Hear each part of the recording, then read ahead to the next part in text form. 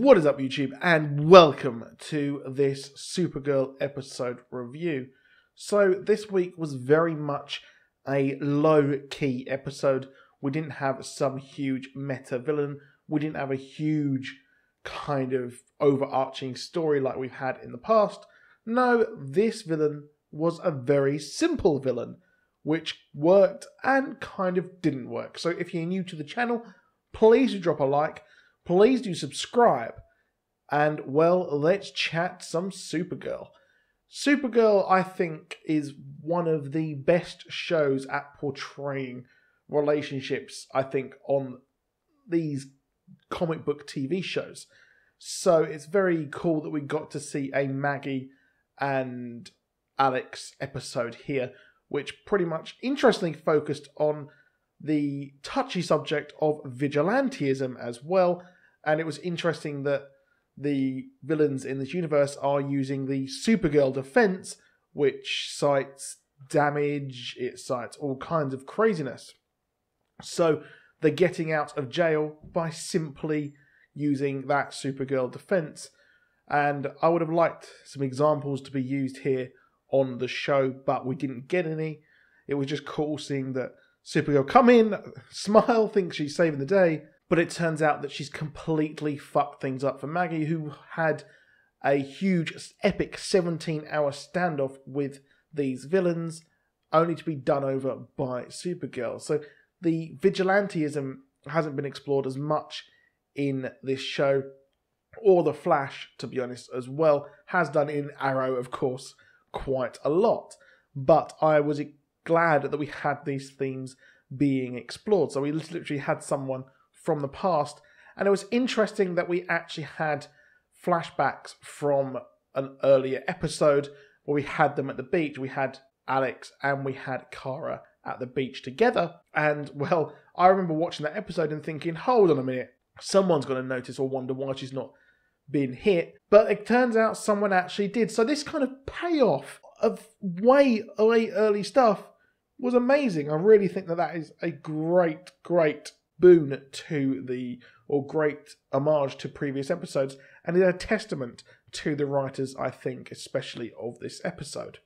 So it was literally like some kind of Seven or like some Saw style episode where we had Alex trapped, and it was up to Supergirl and Maggie to try and save the day here. And I thought the dynamic worked. It turned out that, well, Maggie, who was hating on the vigilantes, was so susceptible to the person that she loves.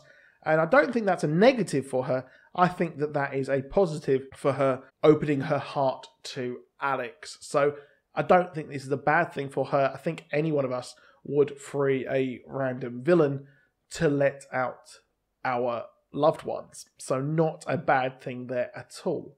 Now, what's interesting here is we've got the return of Lena Luthor. We had the huge cliffhanger last week of Rhea wanting to help or get help from Lena Luthor.